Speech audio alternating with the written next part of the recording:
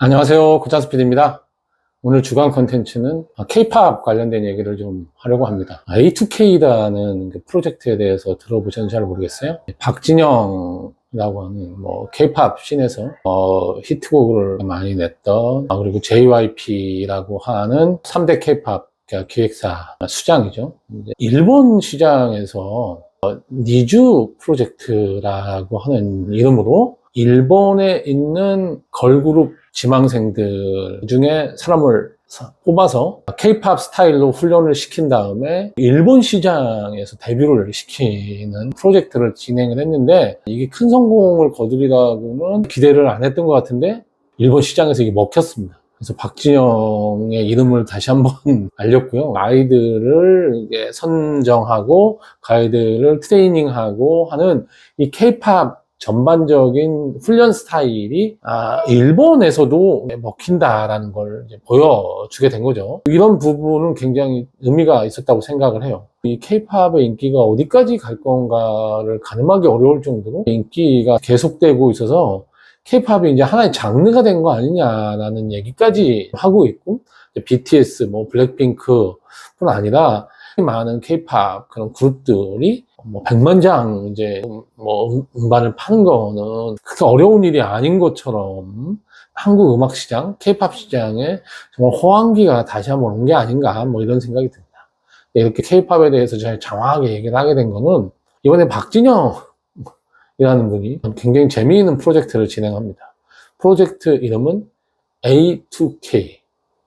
이번에는 이제 일본이 아니라 미국 현지에서 먹힐 그런 K-POP 스타일의 아이돌 그룹 오디션을 미국의 유명 레코드사인 리퍼블릭 레코드사하고 같이 이제 손을 잡고 이 프로젝트를 진행을 해서 아이돌 그룹을 만들어내게 됐습니다.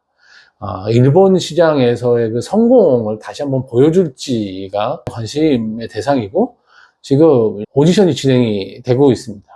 여기서 선정된 친구들을 한국으로 데리고 와서 한국의 JYP에서 훈련을 시키고 K-POP 노래를 가지고 미국 시장에서 데뷔를 하는 거죠. 한국에 있는 K-POP 가수들이 이 노래를 들고 미국 시장에 진출하고 이런 게 아니라 미국에 있는 사람들 중에 멤버를 선정하고 그 선정한 멤버들을 훈련시키고 본인이 만든 음악을 줘서 그게 미국 시장에서 과연 사람들한테 대중적인 인기를 얻는지를 보게 되는 흥미로운 프로젝트고, 어떤 결과를 얻게 될지 굉장히 궁금합니다. 사실 일본에서 했던 이 여자 아이돌 프로젝트에 대해서도 하는 동안은 굉장히 말들이 사실 많았어요.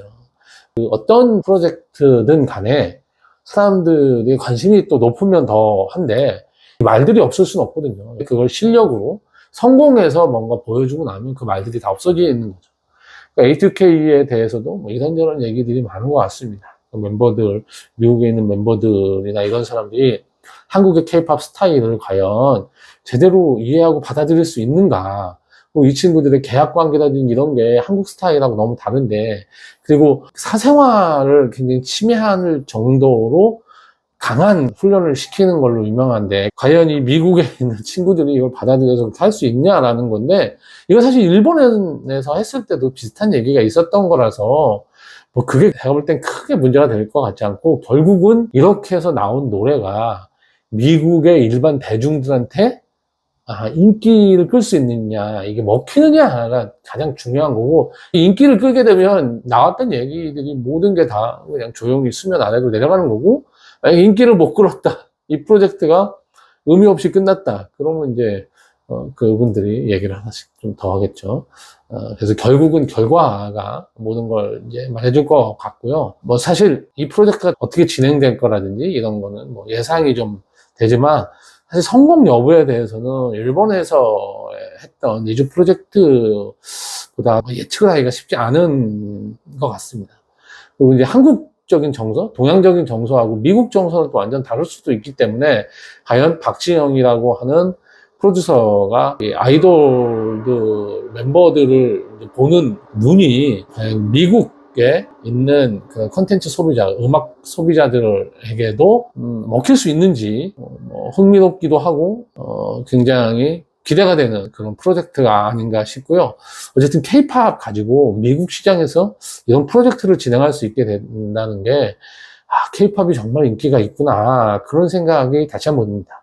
이제 남성 멤버들 가지고 니즈 프로젝트 2가 진행이 된다고 합니다. 그래서 박진영 프로듀서는 일본에서는 니즈 프로젝트 2 가지고 남성 아이돌 그룹을 데뷔를 시키고, A2K에서는 여성 멤버들로 이루어진 케이팝 아이돌 그룹을 미국에서 런칭을 동시에 시키는 그런 진기록을 가지게 되는 프로듀서가 된 것 같습니다.